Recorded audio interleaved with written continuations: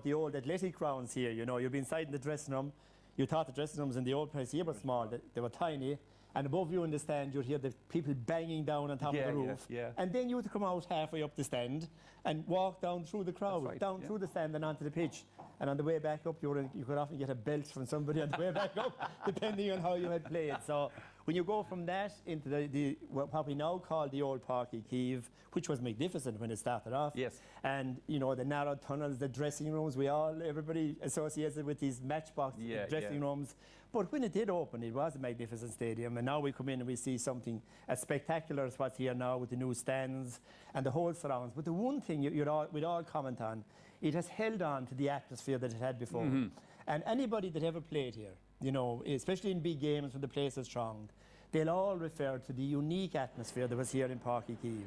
It was like a coliseum. You can imagine what it was like in Rome, you know, with all the seats coming, everybody down on top of you, the noise cascading into the field, lent to a brilliant, brilliant atmosphere. And all of us have great memories from games we played here, managed here, and we just hope that the new stadium will produce epics like that there were here in the past. Well, I'm sure it will. And actually, fact, Liam Sheedy, my first memory of being here before I started presenting the Sunday game or anything like that, and I was standing on the terrace down there. It was Cork and Tip, of course, in it, and I drove down two mates of mine, two Tip fellas, and I promised them if they paid for the petrol, I'd stop at various pubs on the way down. So they didn't realise how many pubs we were going to stop in. But anyway, you played here, of course, yourself.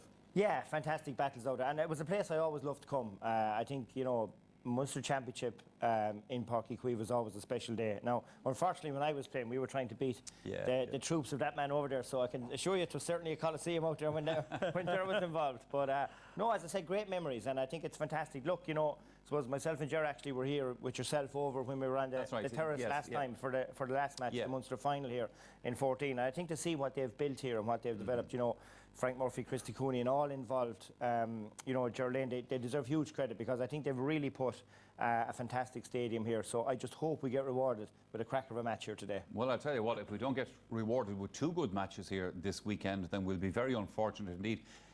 I suppose, needless to say, because you're from a different territory, you didn't play as much down here. You did play a couple of times. Yeah, once or twice. I have a few good memories of coming down here. It was maybe, I think, 3 or 4 times. I remember 2003 we came down and played a league match, and why it sticks out was I was sick the whole way down, and Brian Cody just wouldn't let me not play.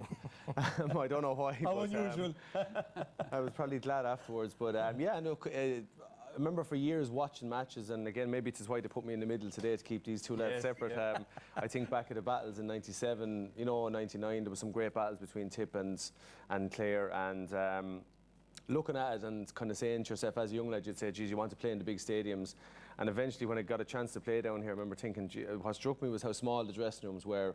But like the boys said, there was a unique atmosphere here. Like they said, the terraces are up that little bit higher and they're steeped, which lends itself to keeping the noise on the pitch. But yeah, no, it looks spectacular. I mean, again, to make you want to go out and have a few pucks. All right, I said this morning, I said we're a bit slow coming in. I said it wasn't for a good member of the guards. I said it would have been late coming in here. I said, but you'd love to bring the boots with you there and go out for a walk on the pitch to see it. But it just tease it up nicely for later on. No, it does, of course. We're here, of course, for Clare and Tipperary. And I remember Gerald Nan back in the 90s, that team, your team, and some great battles. One of them down here, and I was telling Gerald this earlier on.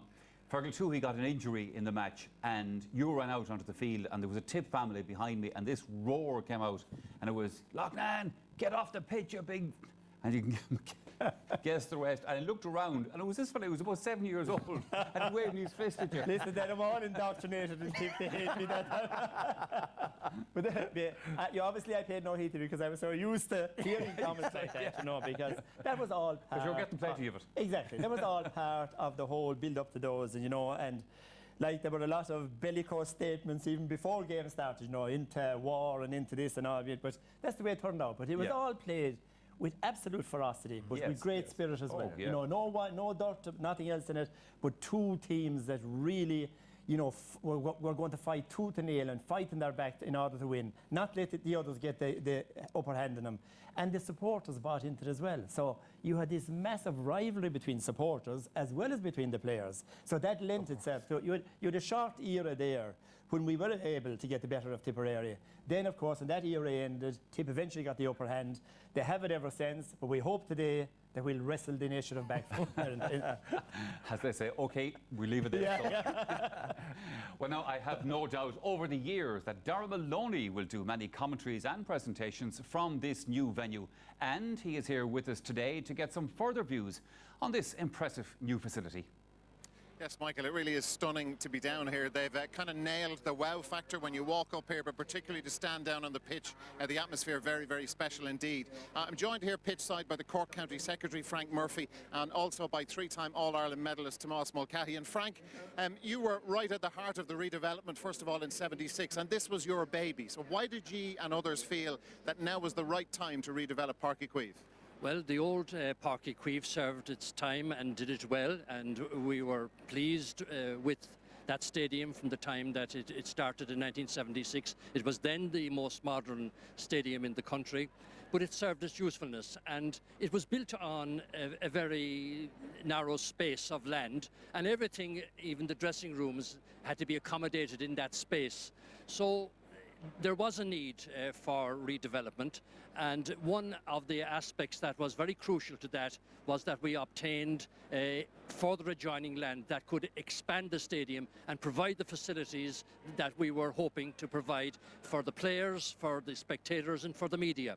And we obtained over 6.5 acres on a purchase basis from the Cork City Council, and that enabled us to do the development that is now completed. Frank, it's a stadium full of technological innovations, but it's very, very player-centred in the way it has been developed. Very player-centred, and the ground floor is exclusively for players and for the media, and the facilities are top class, I must say, and I'm sure that players will appreciate the facilities that are there. Absolutely. Tomás, what does Páirc Uí Chaoimh mean to you? What does it mean to the people of Cork? Well, I suppose when you're standing alongside this man, you know, and you wouldn't necessarily agree with everything that he did over the years, because he was a referee at one stage. He was a selector with Cork teams at so many times when he made a difficult decision, maybe dropping me at one time. But like, the venue here is just incredible. I mean, there's so many great memories. Munster final days here against Tipperary or Limerick or Clare or whatever, like Waterford even, it was fantastic occasions. And I mean, certainly when you're a young kid getting into Páirc Uí Chaoimh was a treat just to be standing on the hill or in the uncover stand. And I remember 1983, the Dubs came to town, Frank. Remember a replay of an All-Ireland semi-final, and the hordes and the thousands of Dublin people, and the memory of walking down Monaghan Road, Centre Park Road in here, and they gave us a bit of a hiding on the day, but it was an unbelievable occasion, you know. And it's now a stadium for Cork, it's for Cork GA people, it's for countrywide people, or for countrywide, but particularly for everybody that's associated with the GA within Cork, you know, from every part of the city. Look, you look around, you see the facilities, you have your premium section, you have your cover stand section, but you look at your Turlington section here, the elevated status that's there, a great viewing arena, being honest with you, and I just can't wait for throw-in, because I think the atmosphere here is going to be electric. Yeah. And actually the success of I suppose, the Cork senior hurlers, the Cork underage teams as well, Tomás, very important this year. Yeah, I mean, look, it's a coincidence, right, that we're now in the middle of a reopening of Páirc Uí Chaoimh, right, a revamped Páirc Uí Chaoimh, a fantastic arena, and the Cork hurlers are doing so well. I mean, unfortunately, we see how the footballers will do later on this evening, but I mean, minor, under 17, you know, the Munster champions in hurling, it's fantastic that it coincides with the venue today. But I mean, it's all about Tipperary and Clare now. And Frank, just to finish, the other very noteworthy point about this stadium, well, it's not just a playing field. Sure, it's not. There's an awful lot more here. Well, it's essentially a playing field and for the players, but we also have the Centre of Excellence, a wonderful facility involving 4G, all-weather, full-sized GA pitch that will be of tremendous value to our inter-county teams, to our clubs, to our schools. And the pitch itself is supplemented by facilities valued at about $6.5 million within the stadium to make it a really amazing facility. And of course, also, apart from it being a centre of excellence, the stadium itself has traditionally, over the years, been a great arena for major concerts, and people like Michael Jackson and Prince and all these great artists that have performed here. You too, indeed. And now we have, in 10 months' time, the unprecedented sales for Ed Sheeran's concerts, 3 of them which have really rocked us in terms of the tremendous amount of sales that have been achieved in the recent weeks. So everything is going for the stadium. We hope that it has a great future. Absolutely. Well, congratulations to you, Frank. And Tomas, you want to come back in? No, Frank is going to guarantee us a ticket now for Ed Sheeran, that is sold out completely. Three events, 3 nights, sold out completely. Frank's phone will be ringing off the hook. Lads, thank you both very much indeed. We hope you have a great day. Thanks, lads. Thank you. Michael, all yours. And Dara, tell Frank to send a few tickets up here as well while he's at it.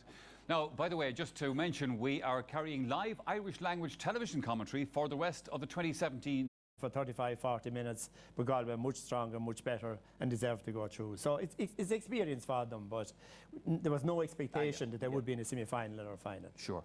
Looking at this senior game, Liam, I mean, we've been talking so much about the rivalry between Clare and Tipperary, and especially through the 90s when both counties had great teams. How much of that, I mean, obviously the fact that we're talking about it, but how much does it have an impact on today, do you think?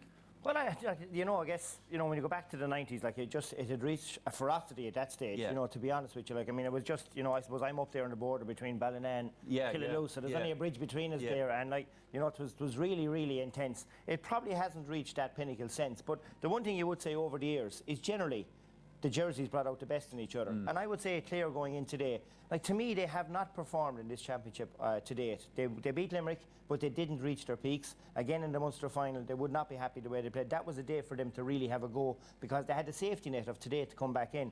But I expect today that, like, what a day. This is delivery day for this Clare team for this year because, if they play to the level of performance that they found this year, up to now, they will not win. It's also delivery day for Tipperary, Eddie, you'd suspect as well, because, they've gone through a troubled time. Started the championship and all the rumours, whether they were true or not true or whatever in between about it.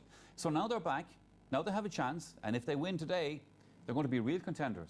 Yeah, it's a great opportunity for either team, but you'd say for Tip, they made no secret about their targets this year, and Cork came along and kind of put a little bit of a, they spoiled the party in some ways.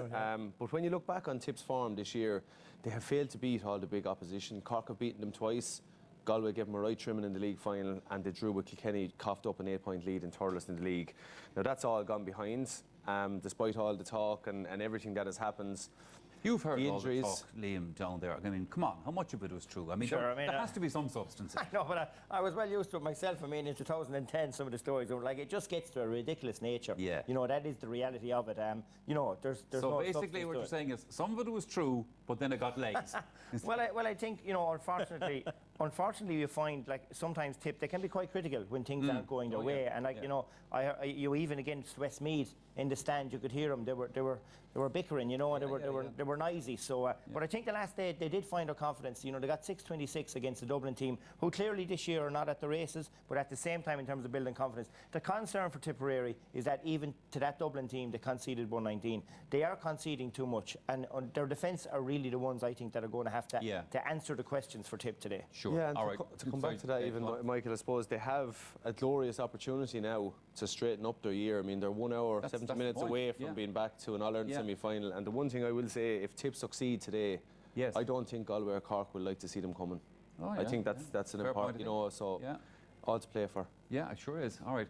Well, it may be a new stadium here at Páirc Uí Chaoimh, but one thing hasn't changed because Ger Canning still has the shortest journey of any of us to get here. In actual fact, Ger, as I look across, I can see your estate over there. You're very welcome to Cork, Michael, in that case, and it's wonderful to be here on this opening day for the new Páirc Uí Chaoimh. A city of this size, I think, deserves a stadium of this magnitude. It's magnificent. Let's take a check on the two teams, which Michael and I are looking forward to commentating on later on. First of all, it's Clare showing 3 changes from their Munster final lineup, but there's a consistency in goal where Andrew Fahey plays his 6th championship match. He's playing behind a full back line where Patrick O'Connor once again skippers the side and wears number 3, and where Cian Dillon comes in to replace the injured David McInerney. At half-back, David Fitzgerald provides height and power, with Jamie Shanahan now starting his first championship match over there on the opposite wing. The centre-field pairing will be Colm Galvin and the former hurler of the year, Tony Kelly. Clare's half-forward line has Cathal Malone on the right and sees Podge Collins restored to number 11, having been subbed at half-time in the Munster final. A big performance today is an absolute imperative. While in the inside line, that ever-dangerous Shane O'Donnell is joined by Aaron Cunningham, while Conor McGrath will be hoping to add to his total of 8 championship goals so far. Tipperary likewise make 3 changes in personnel. Starting in goal, where fit again Darragh Mooney replaces Darren Gleeson. Donna Marr and Toss Hamill are starting a 3rd consecutive championship match, with James Barry the most experienced name in the Tip full back line. There's a recall for Seamus Kennedy at wing back, where he's joined by the Mars from Thurles Sarsfields, Ronan and Porrick. In the middle of the park, there's a 4th Mar, Brendan of course, and he's once again in tandem with Michael Breen. Noel McGrath is preferred to Jason Ford for this match, while a 5th member of the Maher clan, Patrick Bonner Maher, wears his usual number 11 shirt, having done so well against Dublin. Which was the match where John Bubbles O'Dwyer hit 4 points, Seamus Callanan got 3-11, and John McGrath a mere 2-2. Clare will have their work cut out today. So all set for a first major match in the new Páirc Uí Chaoimh. Let's hear from the respective managers. They've been talking to Darragh. Tell me what the last few weeks has been like since the Munster final, and I know that defeat hurt you. They've been a challenging few weeks, but Darragh, the reality is the mentality in our dressing room right now is that we're a team that feel that we're fighting for our hurling lives. Coming down here, we intend sending out a statement. We're going to war with Tipperary, and we intend to deliver a top-class performance. We've done a huge amount of talking, and our talking is done. We're here to hurl. Thank you very much. Michael, Jerry O'Connor was just here a few minutes ago, and he said that Clare are ready to go to war with Tipperary today. Your thoughts? Yeah, sure. I wouldn't expect anything else from Jerry. It's exactly how we'd feel about it as well. Look, we're looking forward to a great game. You know, there's a huge prize on offer here for whoever comes through. It's a great occasion as well as all of that, you know, and a fabulous new Páirc Uí Chaoimh. So we're really looking forward to it, and we'll see what happens during the war. Tip Clare matches take on a life of their own. Yeah, sure, look, you know, we haven't met, you know, that often in the recent past, you know, but come back to my own time playing, we had some great battles with Clare, you know. We came out at the wrong side of it a lot, but look, there's a new chapter to be written every single time you meet, and we'll see. We will indeed. Jarlath Nan, you're going to war with Tip today. I like to hear statements like that. Now, you can't treat a few bellicose statements before you go out, you know. And I think it suggests to me anyway that Clare are going to abandon this theoretical approach they've had up to now, the over-structured approach. You know, you have to have a certain amount of structure. But I mean, there has been massive criticism within the county of having such a full forward line of O'Donnell and McGrath and now Cunningham inside there and not giving them the ball, you know. So that has been the huge, I think that was the big problem we had in the Munster final. We didn't get enough ball to the forward line, and the like of Tony Kelly and all those get on the ball. So I think today you'll have a freer, Clare will play with greater freedom.